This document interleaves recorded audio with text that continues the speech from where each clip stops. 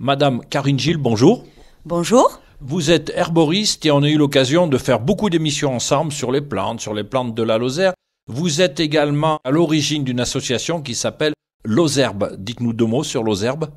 Lozerbe est chargé de promouvoir les savoirs populaires et les petites curiosités liées aux plantes sauvages, de préférence, mais aussi les arbres, les petites histoires qui les accompagnent, ce que je fais avec vous depuis quelque temps déjà. Et je fais des sorties botaniques tout l'été. On peut se renseigner à l'office de tourisme de Hautmont pour prendre contact avec moi. Aujourd'hui, nous allons parler de jardin, de jardinage et surtout nous allons parler d'hortithérapie. Horti s'écrivant avec un H en première lettre. De quoi il en retourne exactement ? L'hortithérapie, ça peut se traduire par le jardinage à visée thérapeutique, ou alors le jardinage adapté, ou alors la thérapie par le jardinage. C'est pas si éloigné de ce qu'on disait jusqu'à présent, parce que d'accord, on peut se faire du bien en promenant, en les mangeant, en se faisant des infusions, mais tout simplement en prenant son temps dans la nature, on fait de l'hortithérapie sans le savoir. Le jardin est devenu pour beaucoup de personnes une véritable passion. Que l'on ait une maison avec un jardin absolument immense, qu'on ait un balcon un peu, excusez-moi l'expression, rikiki, très limité en superficie, le jardin peut être créé et exploité de partout pratiquement.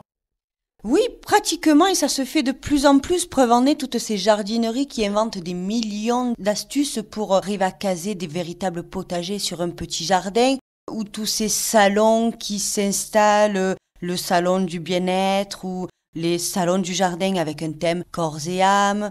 Il y a plein de démarches en ce moment qui vont dans ce sens-là. Qu'on soit propriétaire, locataire, même si on a un grand jardin ou un petit jardin, tout le monde s'est rendu compte que passer du temps dehors, ça faisait du bien. On va voir tout au long de cette émission qu'est-ce que l'on entend par faire du bien, pour qui, pour des enfants, pour des adultes, pour des gens qui ont été opérés, des patients, des malades, des personnes âgées qui sont en maison de retraite ou en EHPAD. Mais auparavant, je voudrais revenir sur les balcons. On peut aujourd'hui, avec très peu de superficie, avoir un petit jardin. C'est le cas dans les grandes villes, par exemple, où les balcons ne sont pas très grands, mais où on peut cultiver des plantes aromatiques, on peut cultiver même quelques légumes. Même des légumes, en effet. Des études ont été faites auprès de patients qui ont été opérés et on s'aperçoit que la convalescence, la guérison est plus rapide. Non pas que tout cela remplace les médicaments, mais c'est une bonne aide. C'est vrai que ça fait joli dans une émission de dire qu'aller dehors, ça fait du bien, mais c'est pas une affirmation en l'air. Il y a eu des études qui ont paru dans la revue Science et Vie, déjà en 82, où il avait été mis en évidence que les patients se remettaient bien plus rapidement après une opération, sans antidouleur ou avec beaucoup moins d'antidouleur, en se sentant beaucoup plus serein, rien qu'à partir du moment où leur fenêtre donnait sur un paysage naturel. Par la suite, en 86, Simon et Ulrich, c'était deux scientifiques, ont montré que la vue des plantes, la vue seulement, diminuer les symptômes physiologiques de fonctionnement liés au stress, c'est-à-dire la baisse de tension musculaire, la pression artérielle, ça rééquilibre le rythme cardiaque aussi. Et par la suite, encore aujourd'hui, il y a des chercheurs qui tentent de montrer que le jardinage pourrait atténuer les comportements agressifs chez les jeunes. Au début du 19e siècle, un médecin psychiatre avait remarqué que les patients se portaient bien mieux au contact de la nature, au travers d'espaces verts juste posés à côté des hôpitaux et des établissements de santé, juste en promenant ou en touchant la plante, les arroser ou planter divers végétaux. Des études ont été faites et prouvent le bienfait de l'hortithérapie pour des patients et pour des gens un peu stressés, des gens fatigués aussi. Oui. C'est vrai qu'on a donné à cette thérapeutique physique et psychique le nom d'hortithérapie. Pour les pathologies comme la maladie d'Alzheimer, l'autisme, l'hyperactivité des enfants ou même l'anorexie, ça semble avoir des effets réellement positifs pour un accompagnement. Il ne s'agit pas de remplacer les médicaments, je dis pas ça, mais d'accompagner les pathologies en réactivant des fonctions sensorielles endormies.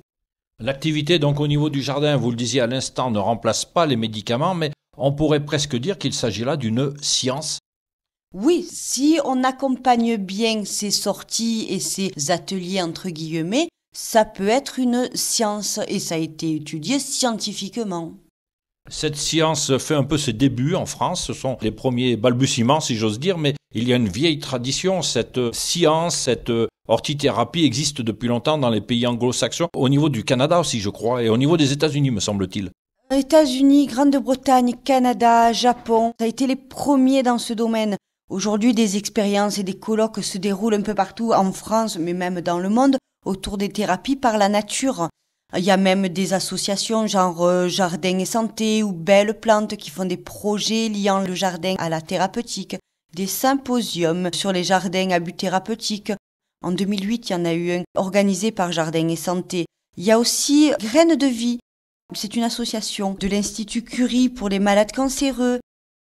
Il y a eu une donation qui a été faite aux malades des sida par tous ces fonds récoltés pour un hôpital dédié aux malades du sida. On disait tout à l'heure, et vous le disiez aussi, qu'il s'agit d'une science. Preuve, l'Institut Curie, ce n'est quand même pas un institut qui a l'habitude de travailler pour rien du tout ou de s'amuser à travers des études. Non, ce sont des études très très sérieuses qui ont fait le rapprochement, vous disiez donc, entre le cancer et cette activité de jardinage. C'est quelque chose de sérieux. C'est quelque chose de sérieux. Le cancer, les malades du sida, on disait Alzheimer, on disait les personnes âgées qui perdent leur autonomie et qui veulent lutter contre la souffrance et les repères. On s'en sert dans ce cadre-là aussi beaucoup dans les maisons de retraite, de plus en plus. Lorsque l'on dit qu'il y a un rapprochement entre cette activité jardinage et le cancer, attention, on dit bien ça ne remplace pas les thérapies médicamenteuses, ça ne remplace pas tout ce qui est mis en place par le corps médical. C'est une aide au bien-être et peut-être à sortir un peu de soi, à oublier un peu la maladie et à se distraire et à apporter un bienfait. Mais ça ne remplace pas les médicaments. Ça ne remplace pas les médicaments. C'est comme un outil, c'est comme un support, c'est comme un médicament supplémentaire mais sans produits chimiques. C'est un outil de travail qui va faire que les gens vont se délier, qu'ils vont penser à autre chose que leur petite douleur.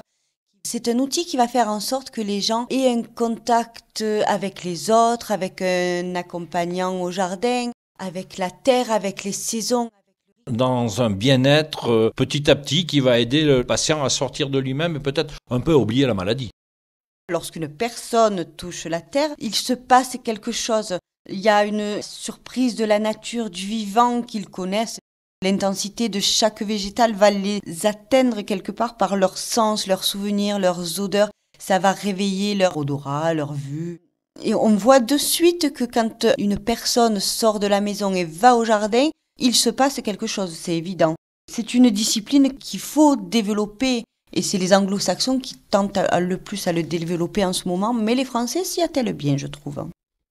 Que trouve-t-on au jardin thérapeutique et qu'amène-t-il ?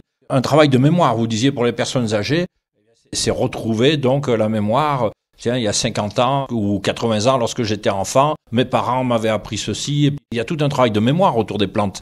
Il y a ce travail de mémoire, même quand on n'était pas en âge de prendre la mini-pelle pour faire semblant de gratter les radis, on était assis dans un coin, on passait des heures à regarder la petite bébête, d'où elle arrivait, où est-ce qu'elle partait. On est comme dans un état d'hypnose et ça fait du bien de se poser autour de cette vie qui va vite, trop vite. On apprend à apprécier le temps présent. Pour les personnes âgées, pour les personnes handicapées, il y a tout un travail aussi autour de la mobilité. On se déplace dans son jardin et puis on a envie de se déplacer. Donc on va faire des efforts pour aller dans tel secteur du jardin. Oui. Quand, par exemple, on est dans un fauteuil roulant, on n'a plus accès au jardin et à ces petits plaisirs-là. Donc, les jardins thérapeutiques, ils sont souvent très bien étudiés. Ils sont à la hauteur des bras des gens qui sont sur des fauteuils roulants. Ils peuvent ramasser des fraises. C'est quand même pas mal. Ça a l'air de rien comme ça. Mais ramasser une fraise et croquer directement dedans, elle est encore toute tiède de soleil, elle a un goût magnifique, surtout quand ça fait longtemps qu'on n'en a pas ramassé. On gratouille, on tire les mauvaises herbes, mauvaises entre guillemets évidemment. Les odeurs aussi. Les odeurs quand on passe à côté d'un rosier, qu'on peut poser son nez dedans, mais c'est un ravissement pour quelqu'un qui l'a pas fait depuis longtemps. Il faut faire attention aux abeilles, parce que des fois on envoie le nez et c'est bourré d'abeilles. C'est une manière peut-être aussi pour des patients qui ont peu l'habitude de sortir de la chambre, c'est l'occasion de changer complètement d'univers. Il n'y a plus de murs, il y a la nature, il y a le vent, il y a les odeurs, il y a l'aspect, il y a le toucher, il y a l'approche de la plante. C'est vrai qu'il y a aussi ce paramètre-là. Quand on est dans un établissement, on est un patient. On nous lave, on nous habille, on nous donne à manger. On s'occupe de nous, on est vraiment un patient. Quand on sort de là et qu'on va au jardin, on devient quelqu'un qui agit. Du coup, on a envie de ratisser autour des fraisiers, par exemple. On a envie de bouger son bras, même un peu douloureux, mais on va le faire volontiers. On quitte cet univers plein de bienfaits, l'ortithérapie, pour plonger dans un autre univers qui lui aussi est plein de beauté et de bienfaits, c'est celui de la musique. On laisse passer la pause musicale et on se retrouve dans 3 minutes. À tout à l'heure.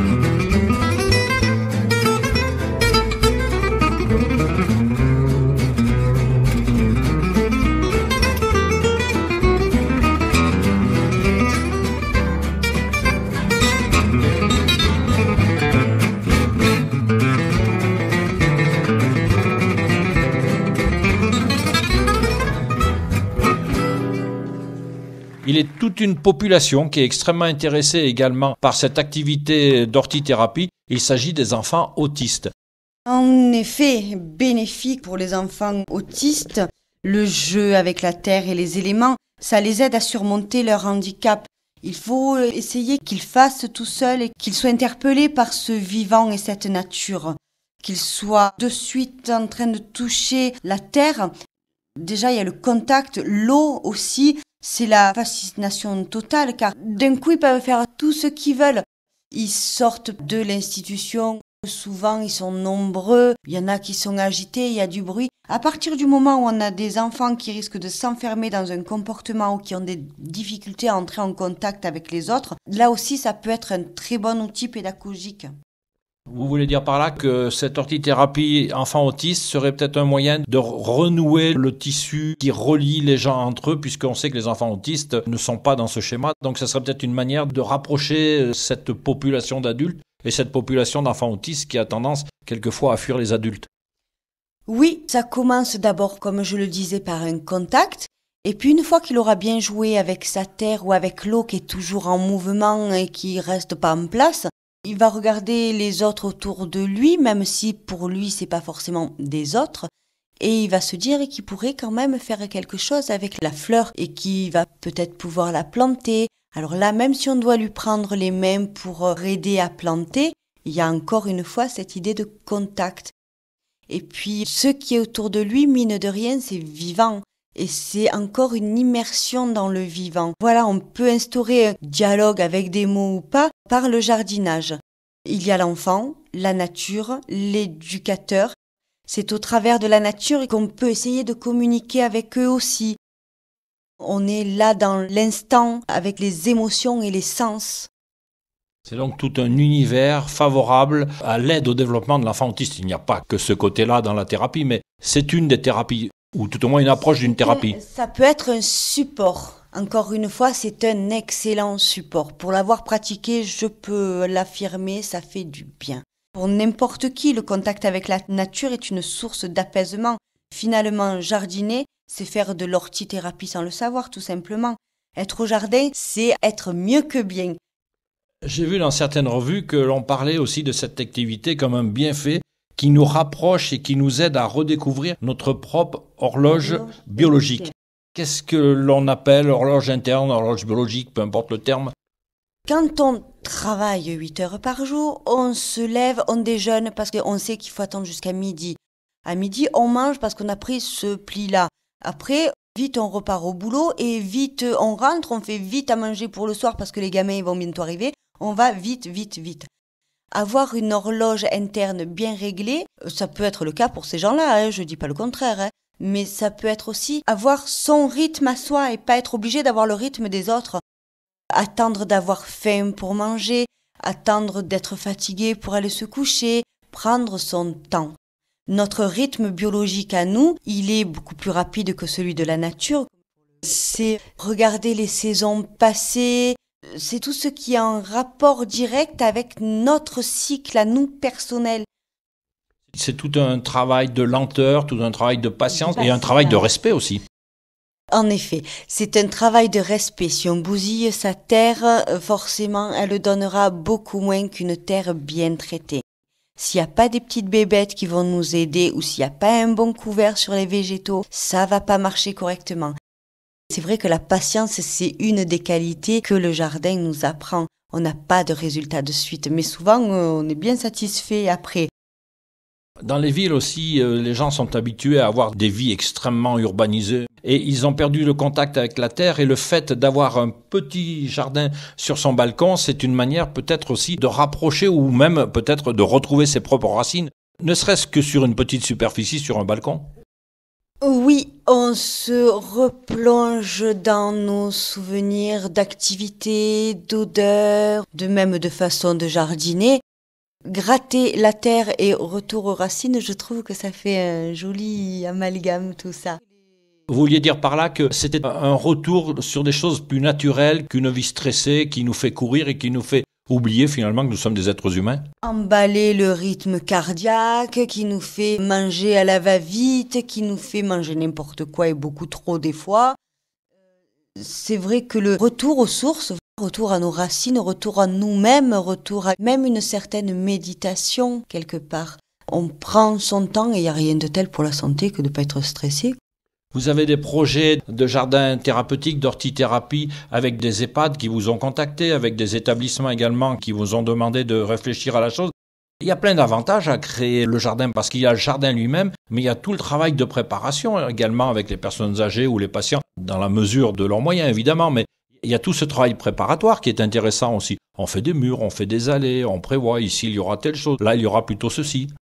C'est vrai que quand on prépare un jardin à but thérapeutique, il faut penser à l'aménagement. On peut ne pas que jardiner avec les patients, on peut essayer de les intégrer dans la préparation, c'est-à-dire monter des murs en pierre sèche, faire un petit étang. Pour les allées, on peut choisir du gravier, du lin, ou on peut choisir du sable.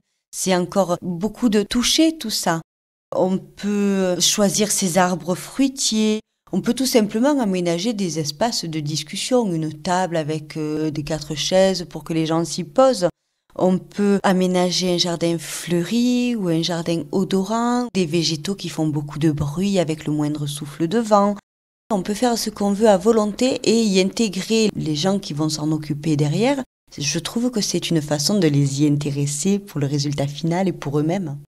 Et puis c'est peut-être une très belle activité, très certainement, même pour des jeunes qui sont en échec. C'est un domaine qui va les aider à reprendre pied et qui va les aider également à ne pas se voir de façon négative, de ne pas accumuler les échecs. Bref, qui va les aider à se revaloriser. C'est un support aussi intéressant dans cette optique. Le fait d'arriver à faire quelque chose, on est fier de soi. C'est vrai que pour les jeunes en difficulté, ça peut être un très bon outil parce que là, il faudra être en contact avec les autres pour réaliser correctement son ouvrage. Donc, il faudrait qu'ils se mettent tous en commun pour que tout le jardin soit harmonieux, élégant et puis qu'il aille dans le sens qu'ils avaient décidé au départ. Voilà, la fierté d'avoir accompli ce genre de travaux peut beaucoup aider quelqu'un sur la confiance en soi, sur l'utilité d'avoir une ligne de conduite, rapport au jardin, mais du coup rapport à tout le reste. Nous avons parlé beaucoup de personnes âgées, de personnes souffrantes, de personnes qui ont des problèmes, mais cette activité d'hortithérapie, de jardinage, est une activité intéressante pour tout le monde, que l'on soit valide, que l'on soit pas valide. C'est vraiment une activité qui, si j'ose dire, est universelle pratiquement. Oui, elle est tellement reconnue maintenant, ça y est, ça a fait ses preuves et ça y est, ça a été prouvé scientifiquement, que l'Association des jardiniers de France, elle a pour but de faire un espace d'épanouissement pour tous, y compris par les personnes touchées par un handicap physique ou mental. Un jardin pédagogique d'expérimentation de 15 000 m² contre les bureaux du siège de l'association. Dans ces 15 000 m², il y a un jardin d'hortithérapie. Ce jardin-là, il accueille des résidents.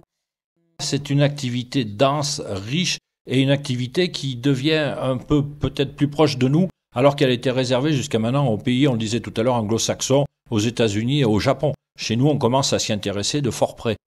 De très près, ça se développe. On a des horticulteurs professionnels qui ont mis en place des aménagements paysagers adaptés, que ce soit aux maisons de retraite, même les maisons d'arrêt ou même les hôpitaux. Il y a des professionnels qui se penchent réellement sur le sujet parce que ça peut être un moyen d'intégrer plus de gens dans le monde du jardin. Madame Gilles, pour nos auditeurs qui voudraient en savoir plus, qui voudraient vous rencontrer pour parler de fleurs, puisqu'on a parlé de fleurs dans de précédentes émissions, pour parler de plantes, pour parler de nature, pour parler de jardin, où est-ce qu'ils peuvent le faire? Où est-ce qu'ils peuvent s'adresser? Certes à la radio, on les orientera donc auprès de vous. Je vous redonne mon numéro de téléphone, c'est le 06 21 17 67 66.